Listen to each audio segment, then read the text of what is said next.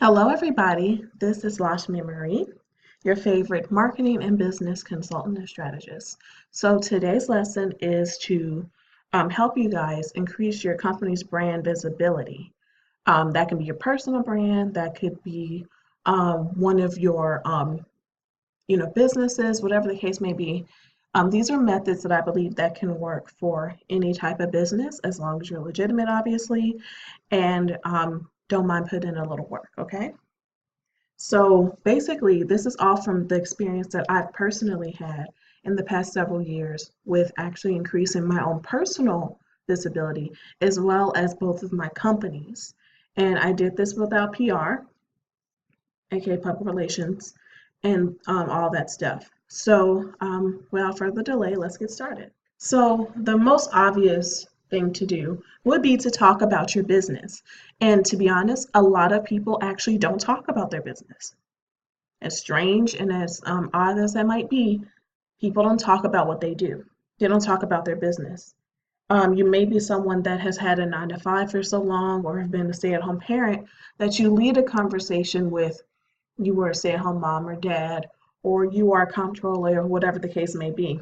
But if someone is asking you what you do and what you offer, at this point, you should probably talk about what you do in your business. I didn't say get into super duper details unless it's invited, but at least talk about your business. People literally just don't talk about it. They'll make, random posts here and there about it on social media, or they may tell their family and close friends, but they don't actually talk to people who actually may need what they're offering. And that's a huge oversight that needs to change. So in order to gain traction, you have to actually mention your business, guys. You have to mention it. So in order to gain traction, you have to actually mention your business. As simple as that is, do it. That means you have to get in the habit of talking about what you do, what you offer, and how long you've done it, for example. It's a great conversation piece because a lot of people don't have businesses. And of course, it will bring some interest into what you offer. They may not be a client or a customer immediately, but again, just speaking about it helps put things in practice for you. So you can start leading conversations that start with what do you do for a living with your business and then mentioning the other things that you do. So the people that do talk about the business, they speak about it in a very boring way. We provide a location service for blah, blah, blah. We provide marketing services for blah, blah, blah. We sell salt to blah, blah, blah. That's not interesting in any capacity. It's not interesting. I'm not saying you have to use words that nobody understands or words that are kind of strange, but actually pique someone's interest. Like when people tell me we provide a location service and that's what they start with, I tune out because it's not interesting. That doesn't make you any different from the other 10,000 people that do what you do. You need to talk about your business in a way that is of passion. So when people ask me, what do you do? I tell them that I'm a marketing strategist that primarily works in the real estate industry. That tells them what I do and who I work with. And usually I get a follow-up of, oh, that's really cool. What in the real estate industry do you do? Or what in marketing do you do? So it creates a conversation piece on what I do. It's not just we provide or we sell or any of that stuff. Those things are boring. The time of actually being boring and mediocre when it comes to your business needs to stop now. So be proud of what you have. Don't be so proud that it comes off extremely cocky, but just actually speak on your business like it's your baby. If you treat it like it's your baby, speak on it, because no one's going to be more passionate about your business than you. And so people need to experience that passion through you until they get to know you better. So definitely add some spice into your business conversations. Seriously, add some spice. And so if you are somebody that needs some inspiration, these are a couple of places that I personally use to get inspiration, not just for my business, but for like everything. Pinterest. Pinterest is life, okay? It is a keyword engine. Like it's almost as good as Google, but it also includes images. So if you are in the beauty industry, If you type in something specific about beauty, not only will you pull up pins that are related to beauty, it actually comes up with common search topics that are paired along with those words. So again, you know what people are familiar with or what they're looking for when they are looking for what you do. So you can leverage that in your conversation so that people can bring the things that you do together into something that they can relate to. BuzzSumo. BuzzSumo is like pretty much like a headline generator and a content generator. So if you're trying to figure out if anything cool or relevant has happened in your industry recently, type in your industry or your name or whatever the case may be, and you'll start getting some ideas. Okay. Google Keyword Planner. This is a tool that people use for AdWords, which is, Google's ad platform, but you don't have to be running ads to use it. You can use it to get ideas on how to chat with people because most people search the way they talk. So that should help you bridge that gap that you may be having if you have difficulties talking about your business or not sure how to start with it. And of course, your competition. You need to not necessarily talk to them, but look at what they're doing and look at the conversations happening around them and their brand. If it's stuff that you want to associate with, you need to pick up on the love language that they use. Don't copy them. Just pick up and get inspiration from the language they use. Simply put, get inspiration from the language that they used and see how they have these raving fans or lack thereof and go from there. So I know this may be a new topic or a new thing for you guys, but do not be afraid to talk about your business. Again, though, there's a fine line though between talking about it and doing too much with it. So some people, y'all are hyphenated folks, like you do a little bit of everything. Don't tell everybody every single thing that you're doing. It is overwhelming. I'm just being honest with you. It is completely and totally overwhelming. So if you're at a networking event that has millennials, and out of the 25 brands that you have, only one caters to millennials, you may want to speak on that one particular thing. It'll save you time, and it also will pull everything together so people can remember you. You want to be remembered as someone who offers something special, not someone that has their hand in a little bit of everything. It is too much, and it can also come off as you being unorganized and not knowing what you're doing. So you want to leave people with the best impression of your business. And again, this applies for online as well as offline businesses, product-based businesses, services, all that stuff. It all applies. Trust me. Because I've been introduced to people who literally had 50 things they were doing. And by the fifth thing, I tuned out and lost interest because it was too much going on for me. Just pick one good thing that you're great at, and we can chat about that all night long. So you want to definitely leave a great impression, not a bad one. So the next one, utilize online groups. Okay, this is a tricky one, guys.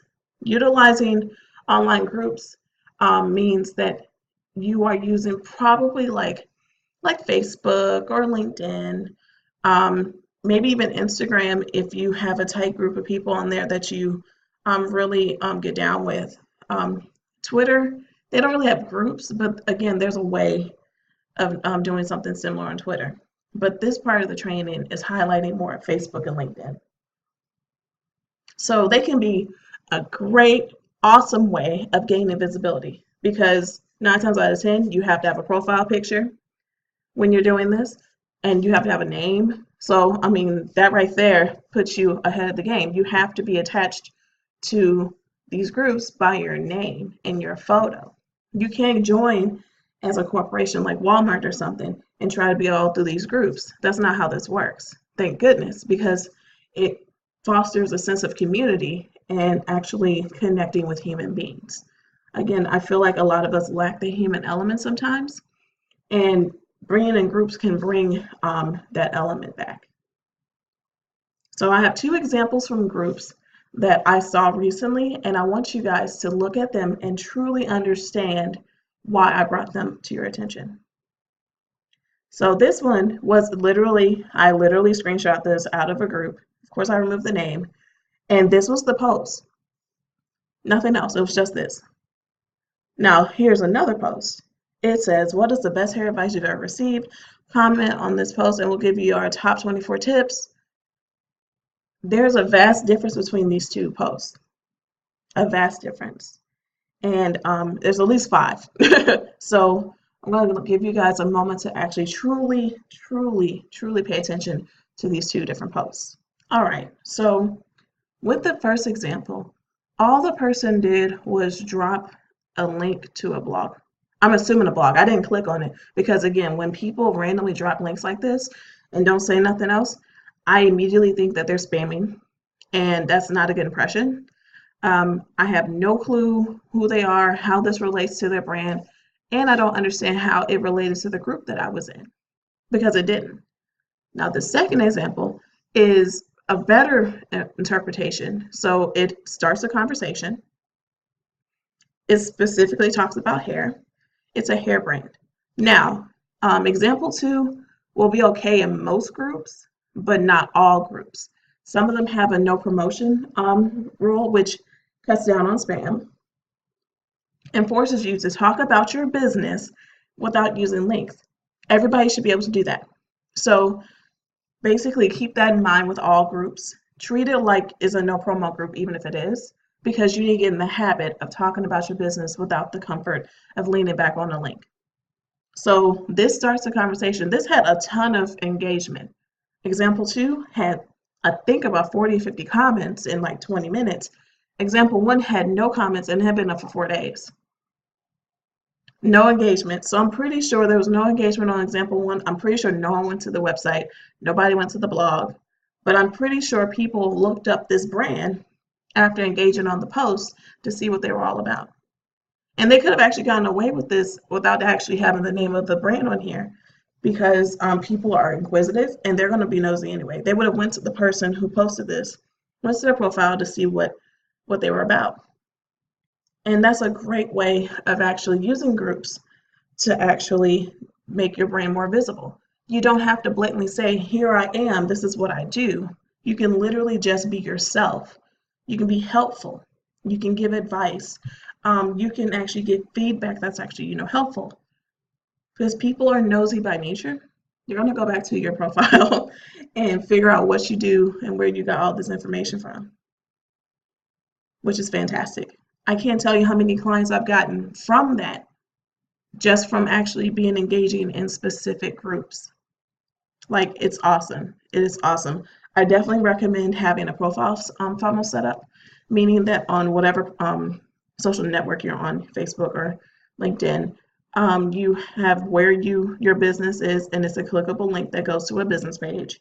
You also have a photo, either on your banner or on one of your feature photos of what you do, and make that something that if they click on it, they can actually go to your website or see your portfolio and things like that.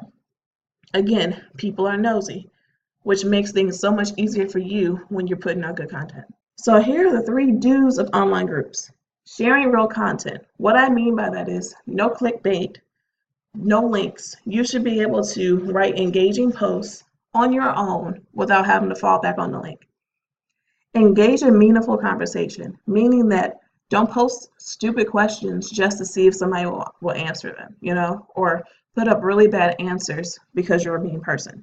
People remember that, and that's how you get blocked, and nobody wants to be blocked in their life, So if the conversation is about, SaaS companies and you happen to own a SaaS company, you might want to jump in on that when you see it, Actually put in your industry knowledge so that people understand truly what you offer and what your industry does.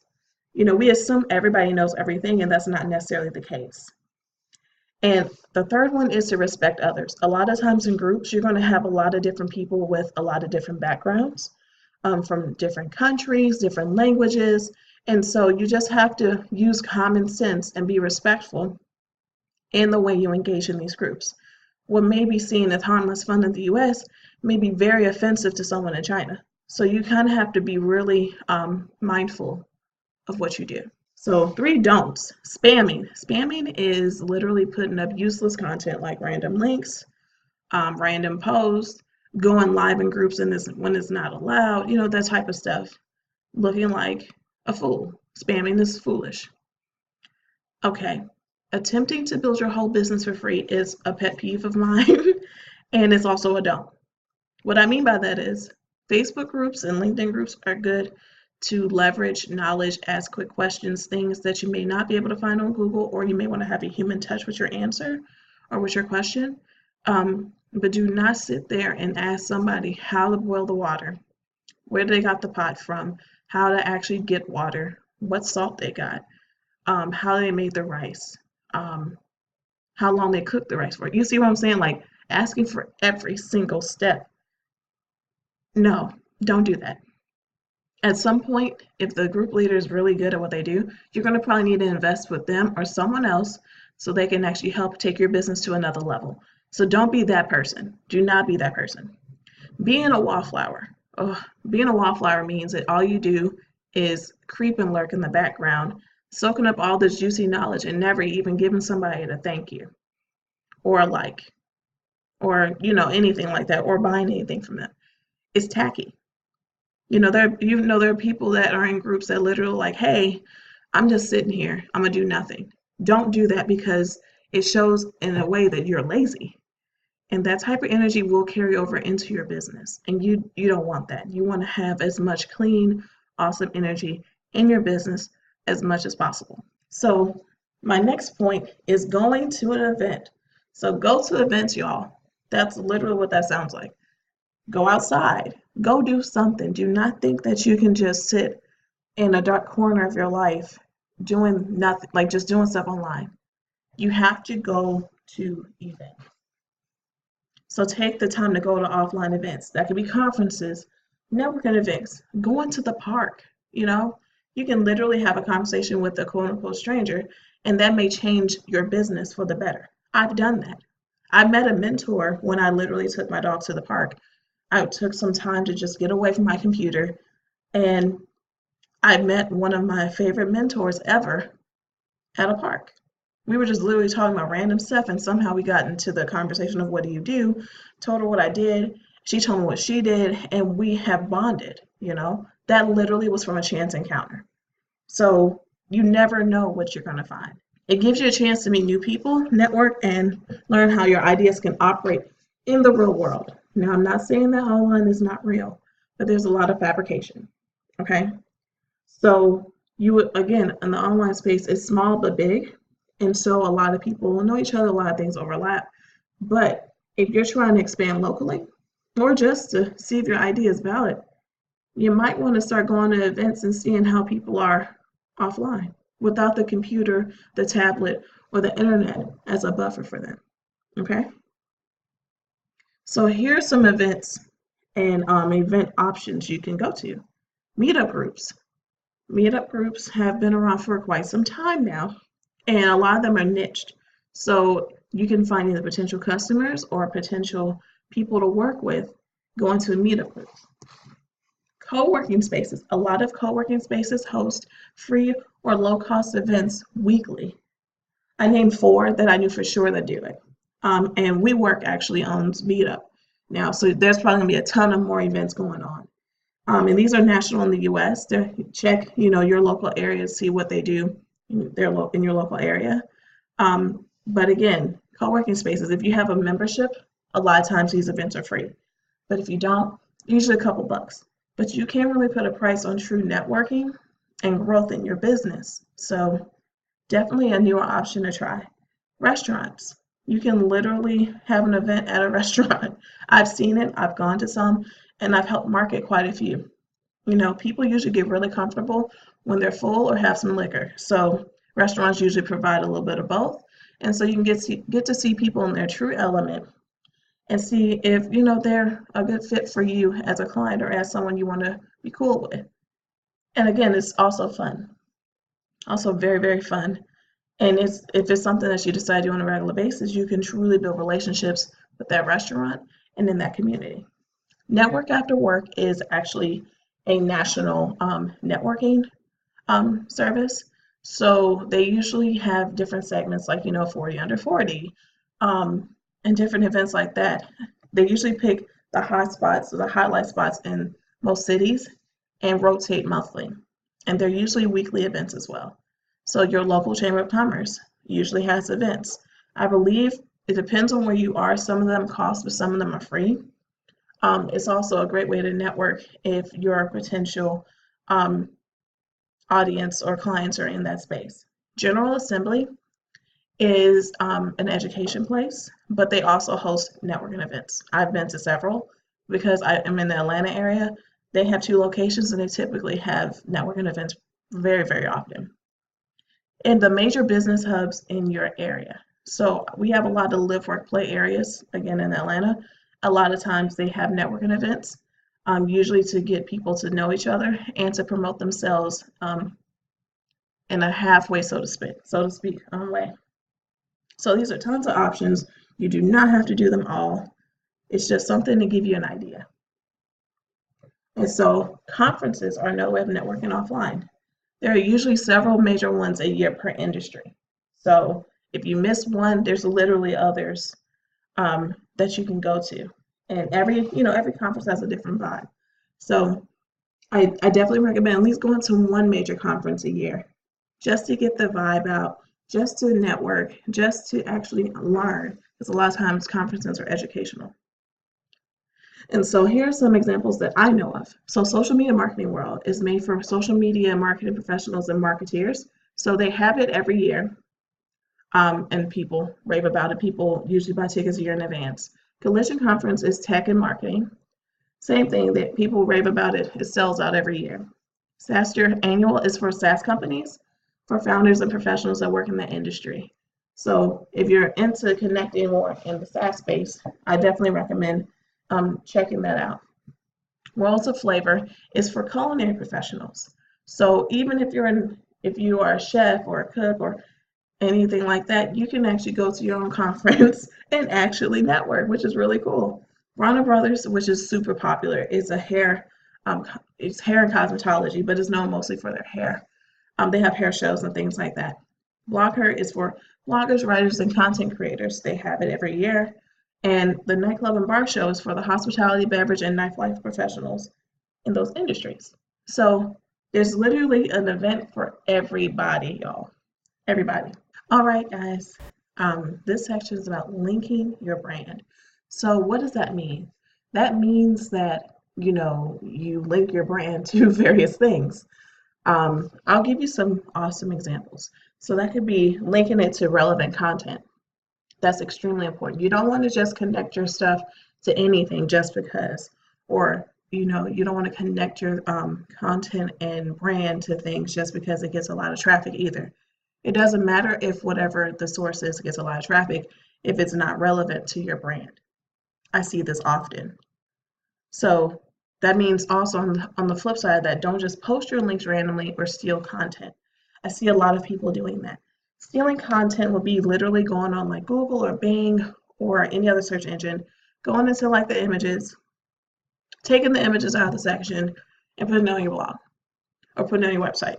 You cannot do that. You don't own that content and you don't have the right to do so either. Even if it's something that is yours, if it's linked or something like Getty, whatever, you still have to go through the proper processes.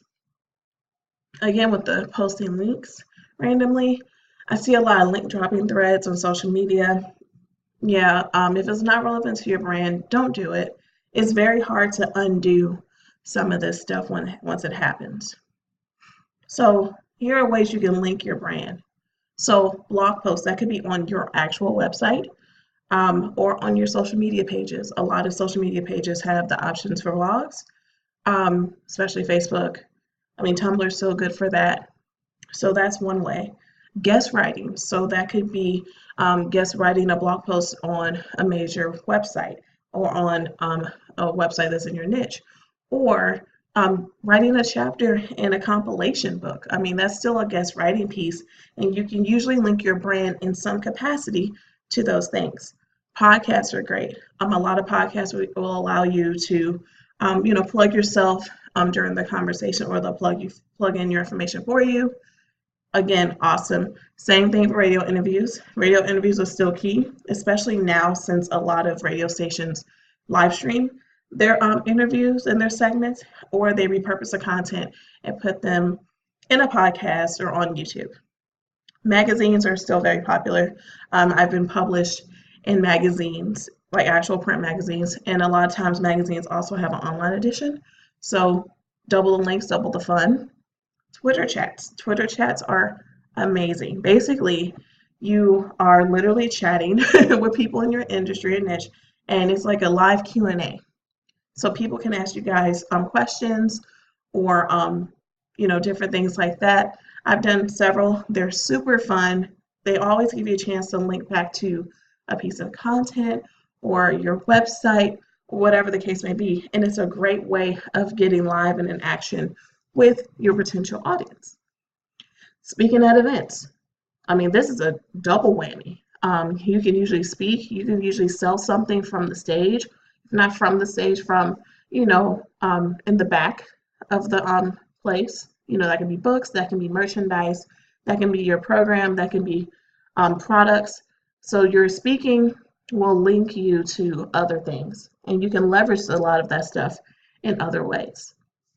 Video testimonials, not you giving video testimonials, but people who love your product or your service giving you video testimonials. Videos rank really high right now, especially on the internet, and being able to utilize that content to link back to your brand, especially positive testimonials.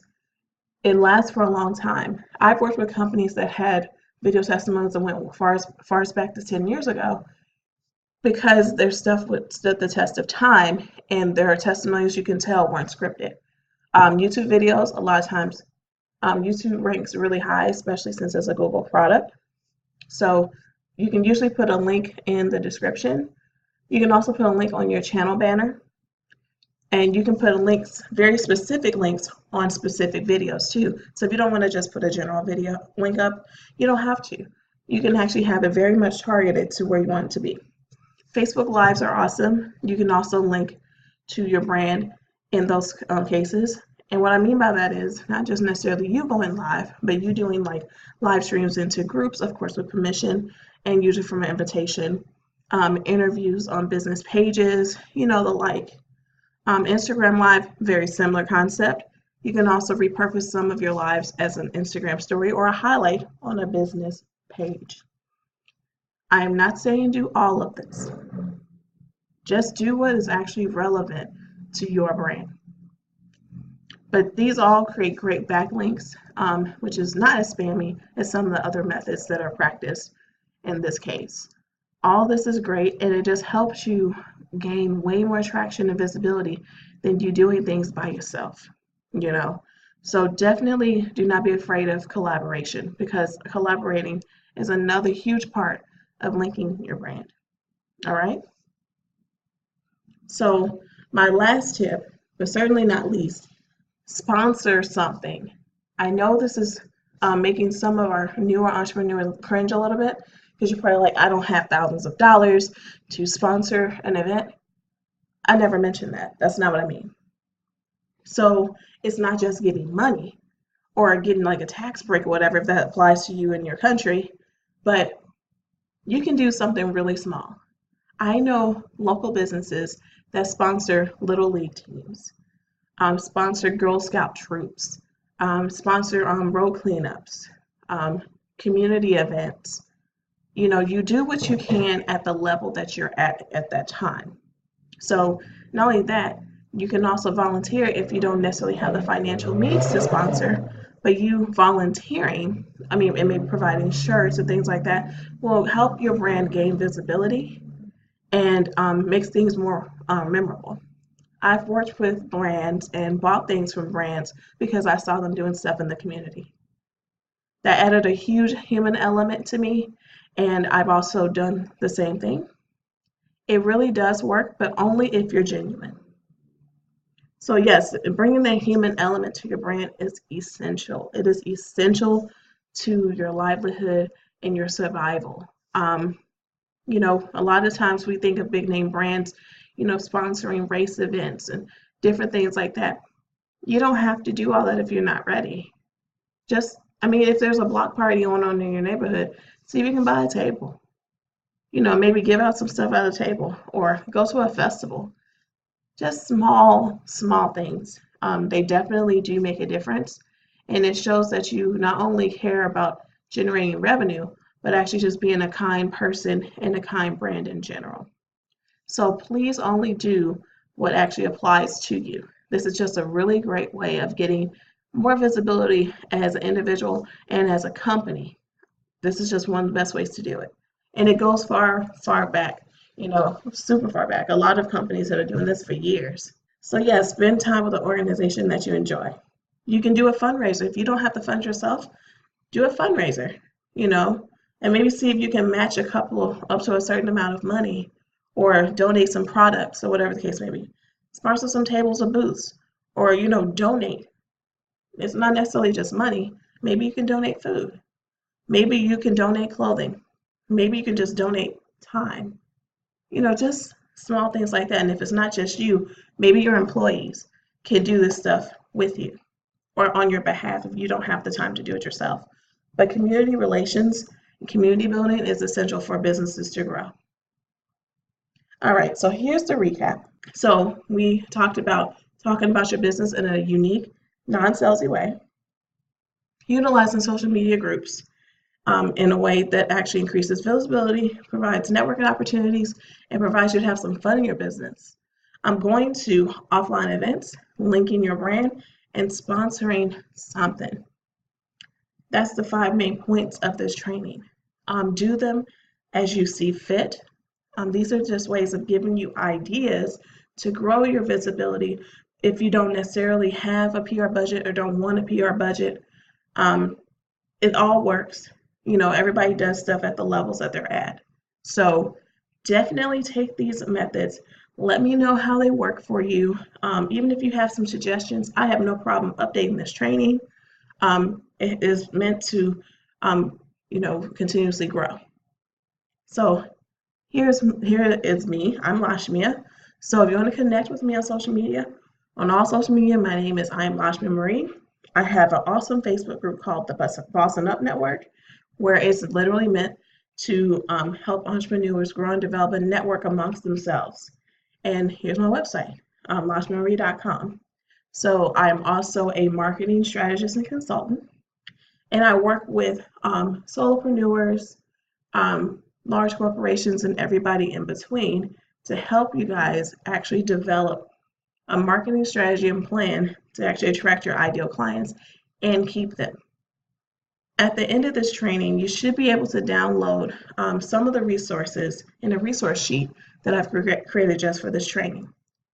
As always, I love your feedback. Feel free to hit me up on any of these channels and let me know your thoughts.